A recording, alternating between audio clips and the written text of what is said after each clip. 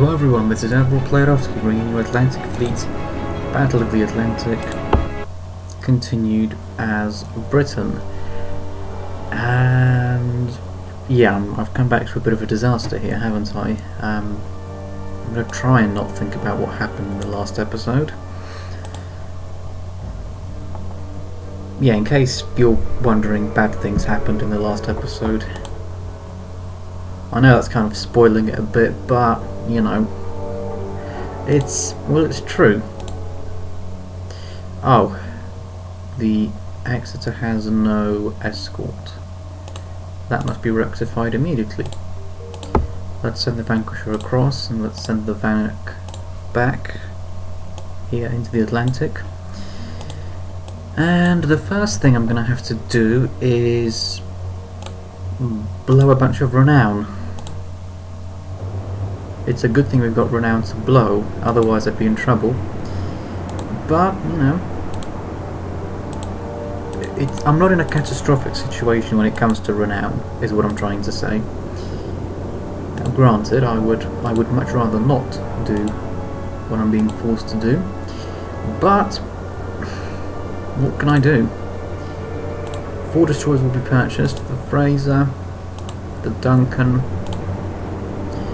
the Dainty, and the Daring. Hello everyone, welcome. You have some very tough work on your hands. I'm trying to think whether or not to potentially bolster these destroyers up here. Should we or should we not?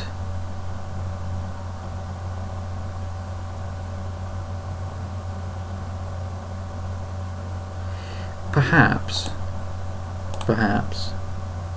Go on, let's send the Jervis into the western approaches temporarily, and then everything else should be fine. I did forget to mention that we are in week 1 of April 1941, and that we have 1, 2, 3, 4, 5, 6, still 9 squares on the tonnage wall. So we've got that going for us. And what I will do is send the Beagle and the Thetis along here to flush out these submarines up here that are causing a lot of, you know, trouble. Right, I think we're ready to go forwards. Oh, not good. This is one that really hurts. Faroe Islands, Axis bombers attack the naval base at Scapa Flow, causing heavy damage. Current repairs delayed by 4 turns in week 1 of April 1941. Let's check, have we got anything in Scapa Flow? Oof, we don't. Alright, that's very good. Thank goodness for that. Right, I'm gonna actually move these across to here, and these ones can come across to here. Temporarily move the Azinib one here, just to have something in the area. Right, let's move the Vanquisher south and the Vanek across to the Canary Islands. That should be fine, I think. Yeah, no action. Alright, fine. If that's what you're doing, then moving you guys back.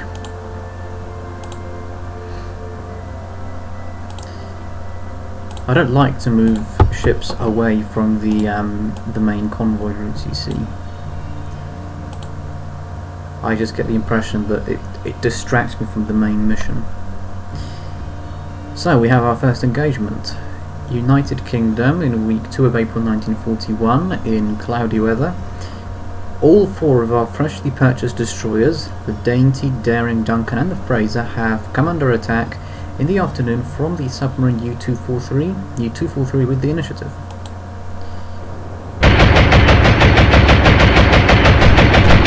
Well, that's unlucky.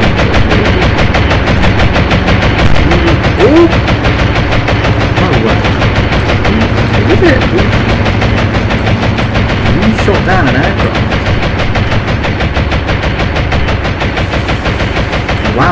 wow, wow.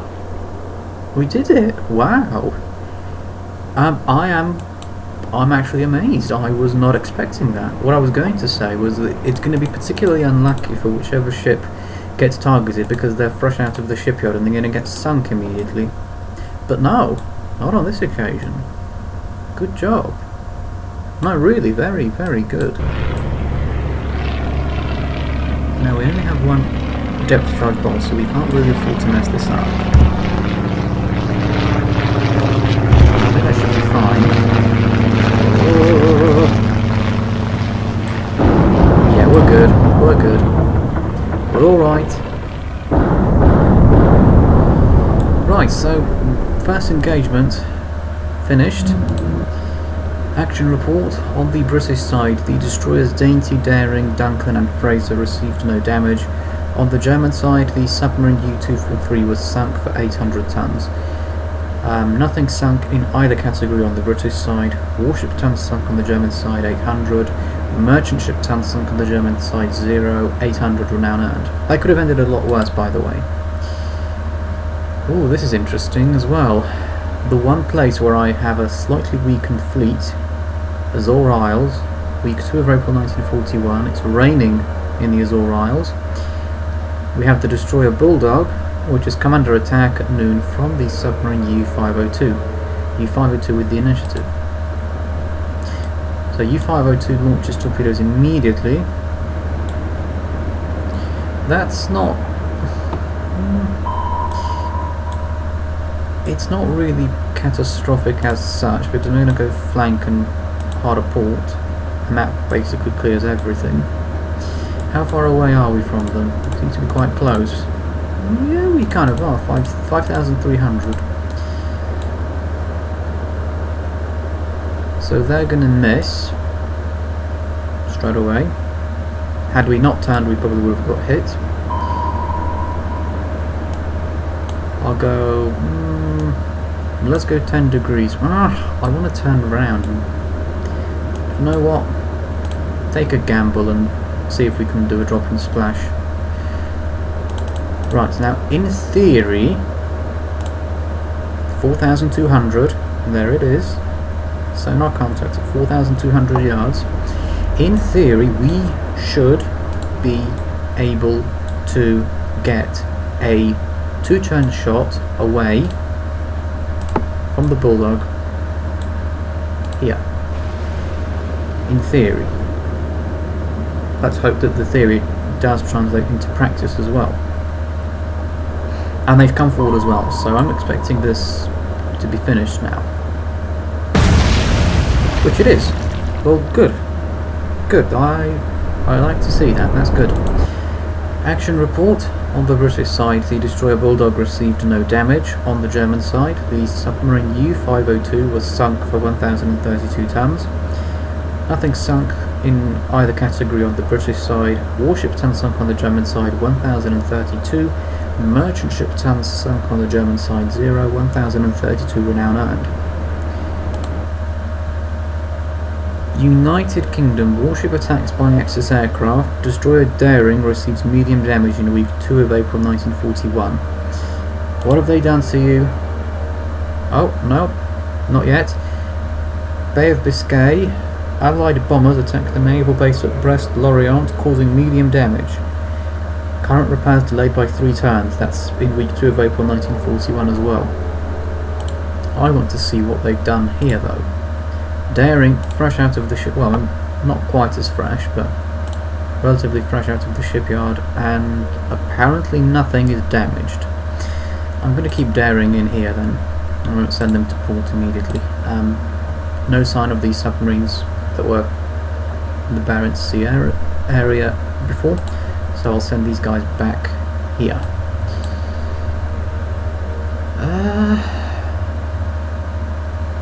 Yeah, alright, so I'll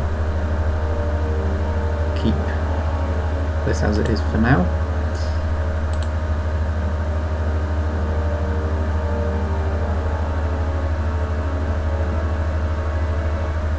Oh my gosh. Apologies for the silence there. took my my ability to speak was just taken away there temporarily. Now, why is that, you may ask? Well, it's not because we have an engagement in the East Greenland Sea. It's not because it's in sunny weather. It's also not because it's in week 2.5 of April 1941. It's also not because we have the submarines Thetis with no damage and Triton with medium damage taking part. It's not necessarily because of an enemy contact. It's not because it's at noon. It is because we are against none other than the Tirpitz, and we have the initiative, so we're effectively attacking the Tirpitz here. Oh my goodness. Well, let's see what we can do. Here she is. This is the battleship Tirpitz, sister of the Bismarck, as we know.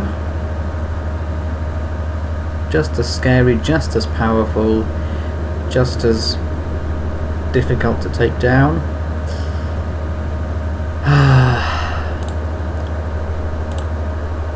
Right, so we've got the... Alright, so it's going to basically be the Thetis that's playing a central part in this.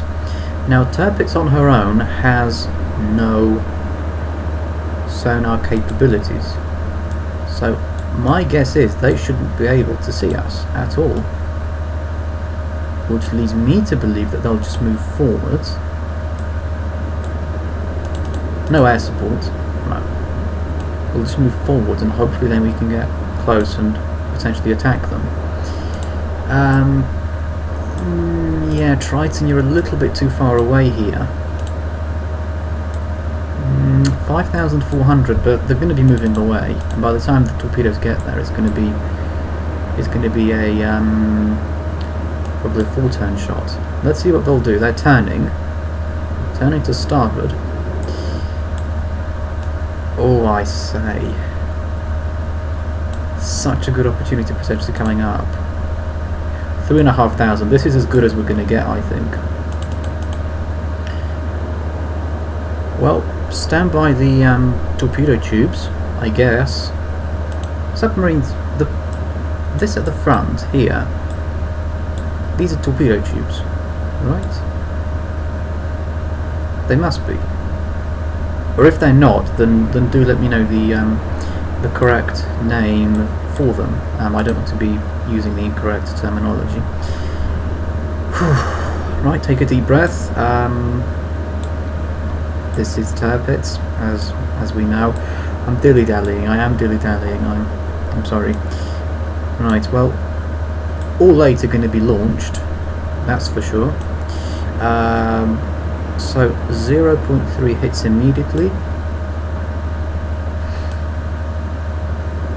Do you know what? I'm actually going to put one at 0.3 already immediately anyway, because I think that they're not going to be moving fast enough that the stern clears all of this, especially if they're turning as well. Let's go 8.3. Let's go 7.3. I'm going to go 6.3 as well. We need to fire all torpedoes. I'm even going to put one over here at 1.3. And then what else should we do? One either side? Go on, I'll put one either side. One either side is what we'll do. There's one. I do appreciate that these could potentially miss, but they might not, and I'm doing it on the off chance that they don't. So Thetis, this is really, really important. Very important indeed. Please fire those torpedoes away. Many torpedoes have just been fired. Here they are. Right, Triton, you will just have to sit back and watch the show, I suppose. Here we go.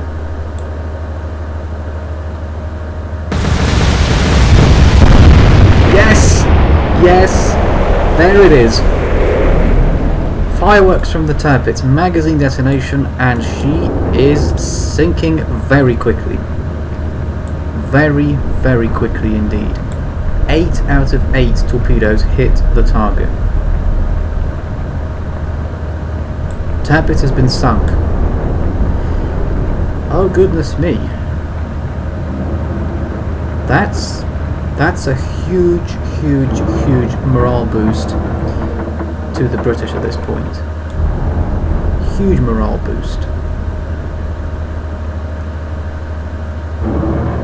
Still just a little bit sticking out over here. Right, it's gone now. Turbis is gone already. Can I see all the can't quite make them out, but there are 8 torpedo impacts here.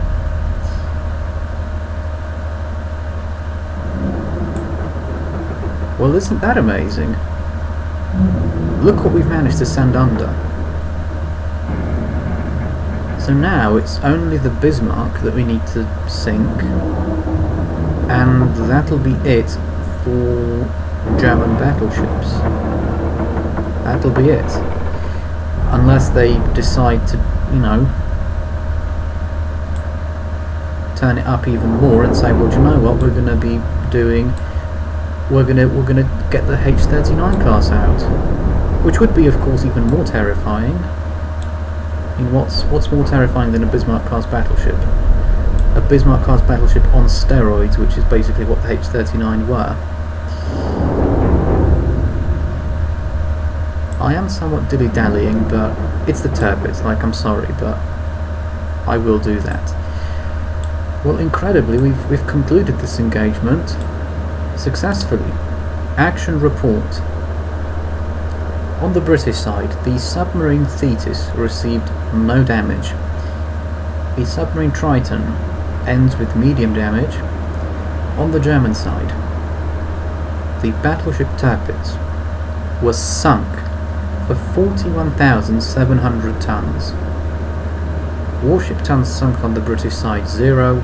Merchant ship tons sunk on the British side 0.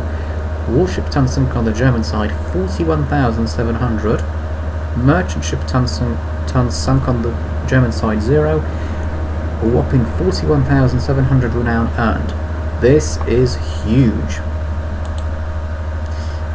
I've got no doubt that this is, well, that these submarines here are out for revenge. Which submarines, I hear you ask? Well, we'll get to that now.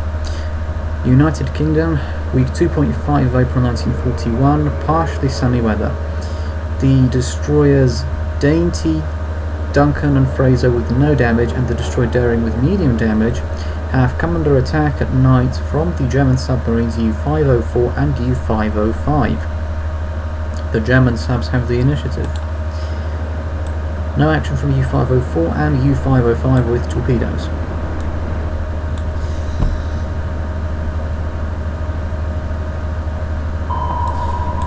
Well, at least there's no German aircraft at night. Although, granted, that does mean we're unable to use aircraft as well. I think I've overdone it, overcooked the turn with the Dainty. I think that's what may have happened here. Right, Daring, you will turn hard to starboard and you will try and go after this submarine over here that's relatively close to you. But not close enough that we fire torpedoes immediately.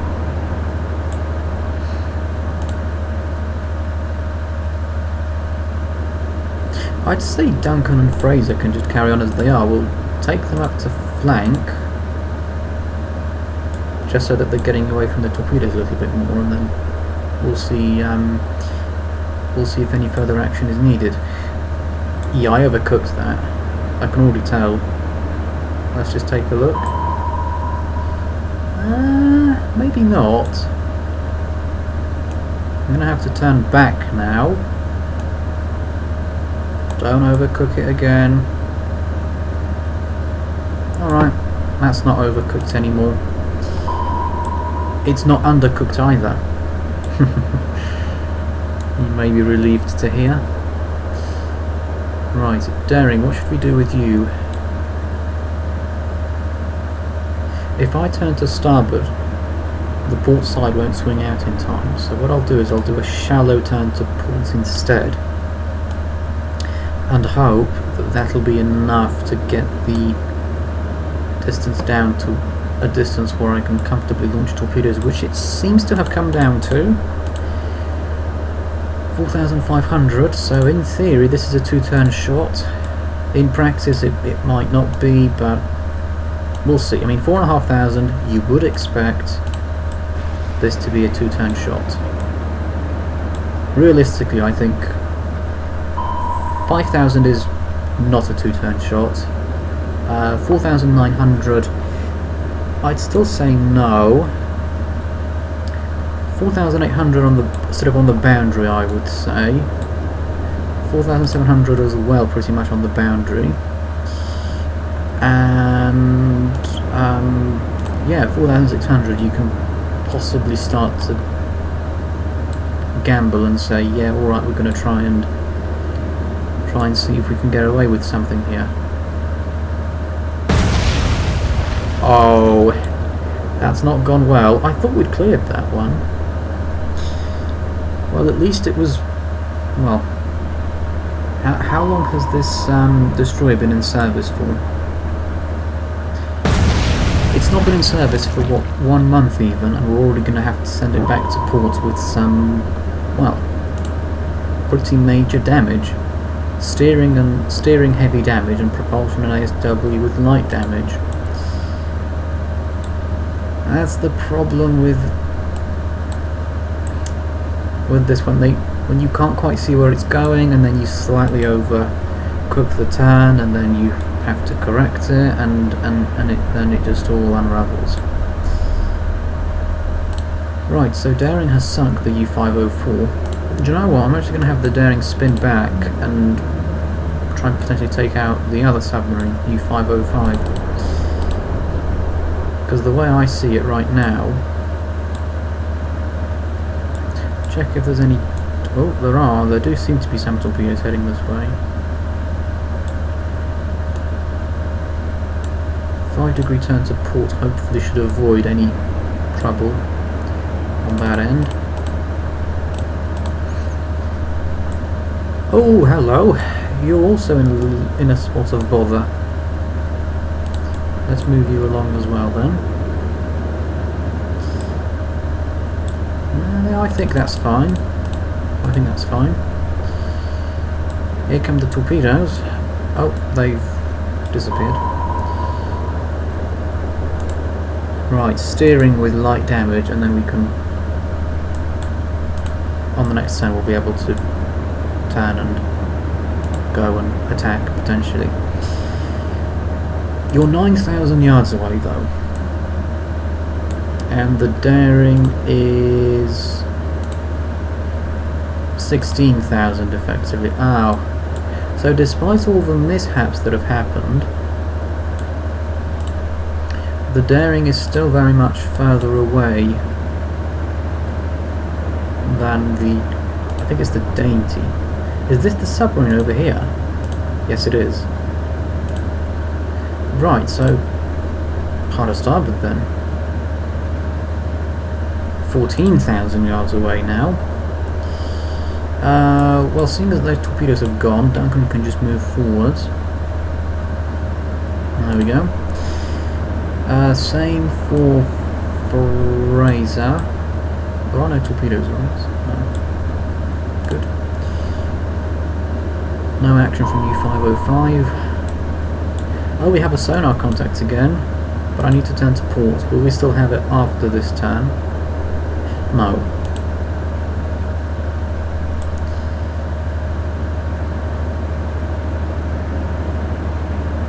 I can't see the submarine in this dark weather. Well, the weather's not particularly dark, it's just that it's night time and I can't really make a whole lot out. Is this the sub over here? Yes, it is. Oh, are we pointing straight at it then? Well, let's go then. Yeah, it's right there. Yeah. Alright. Yeah. Let's do that then. Duncan goes forwards.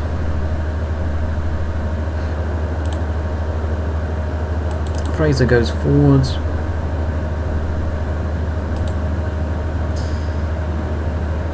And Dainty turns hard to port.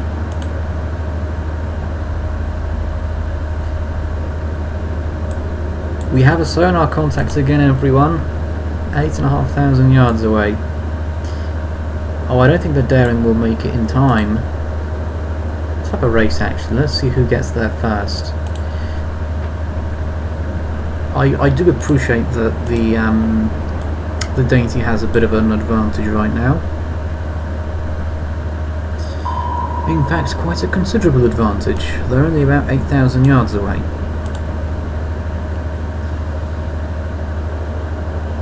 Make that 7,000.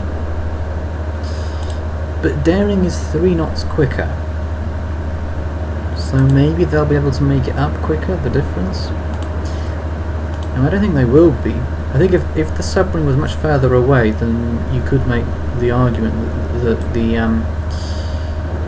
faster Daring could potentially close the distance quicker.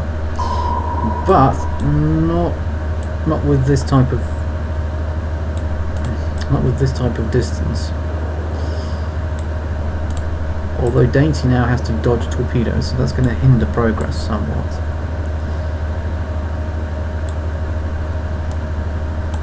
Not really too sure what we're doing here, so I'm going to... Oh, right, yeah, that's fine. I wasn't sure whether this torpedo was the port one or the starboard one, but I assumed it would be the port one, and it was. Starboard one's over here. From my point of view, of course, from the point of view of the submarine, it's the opposite way round. You have no torpedoes to dodge, so you just go quick. It's quite tense. Who gets there first? I do still think the Dainty will get there first. Not because I have a personal preference to the Dainty, but because, well, Dainty started out closer. 5,985, so yeah, we're basically there. One more turn and then we're going to turn and unleash our torpedoes. Yep, sorry Daring, but you're a little bit too far away. Dainty will beat you to it. Not that that's a bad thing.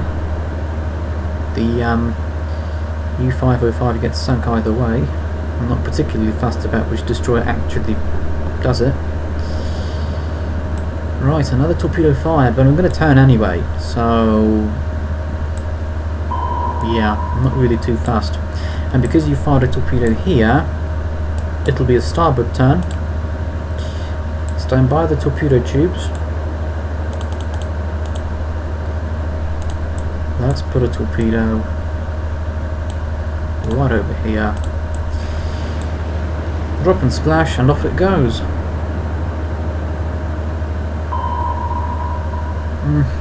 Go on, move forward, you might as well.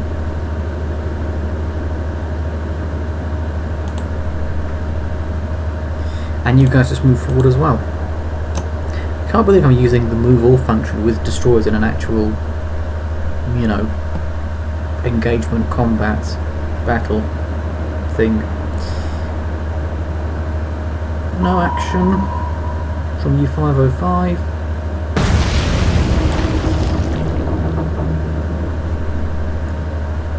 And they're now sinking.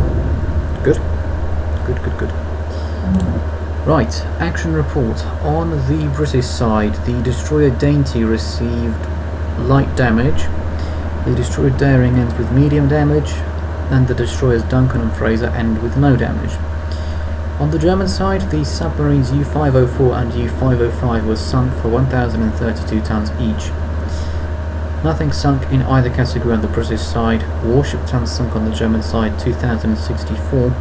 Merchant ship tons sunk on the German side 0, 2,064 renown earned.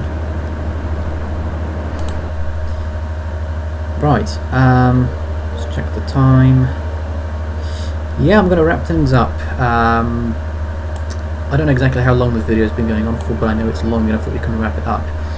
So we still have our 9 squares on the tonnage war. We're really not going much below this, I don't think. It's week 3 of April 1941, let's check the stats. Week 3 of April 1941, Battle of the Atlantic. Oh, excuse me. Naval vessel sunk for Britain, 25, 115,000 tons. Merchant sunk, 843, 3.2 million tons. But look at naval vessels sunk for Germany, 200 for 443,000 tons. Tirpitz really, really pushed that number up. In fact, the Tirpitz alone compromises about 10% of all the naval tonnage that Germany has lost to this entire campaign. Take from that what you will, but it's just, you know, it's just a bit of a fact that I've come up with. We have a, oh, it's exactly a 1:8 kill ratio still. So we've reclaimed it, I think. Have I reclaimed it? I can't remember whether we dropped below 1:8 in the previous episode or whether we held 1.8, but either way it's exactly 1:8 now. Allied merchant sunk per month has, well, it's keeping below 160,000 for now, just about. Ships lost, well, I can't deny it, the British list has got longer, but so has the German list, and look at what an addition we have here. Battleship Tirpitz for 41,700 tons. If we can get the Bismarck under here as well, equally for 41,700 tons, it's just going to be U-boats pretty much, because I don't think Germany has much in the way of surface ships anymore. I would want the Rodney to at least fight one of the battleships though. I would really want that to happen, because otherwise what's the point of getting her? What was the point? When I get it that you can't predict, oh yeah, this ship is going to fight Bismarck or Tirpitz in this area on this date, but still, ultimately the goal is to protect merchant shipping and to sink the German ships. So if that's being achieved, then, well, how you do it isn't really the most important thing. But anyway, I'm whittering on too much. That is all from Admiral Playerovski for this video. If you enjoy the content, if you're enjoying the series, then do leave a like and subscribe. I mean, come on, that engagement with the Tirpitz, I think is definitely worth a subscription. Share this video, share the channel with people who are interested in the Navy, if you know anyone, if you have a friend perhaps. Thank you for watching this video. I hope to see you in my next video. Bye bye for now.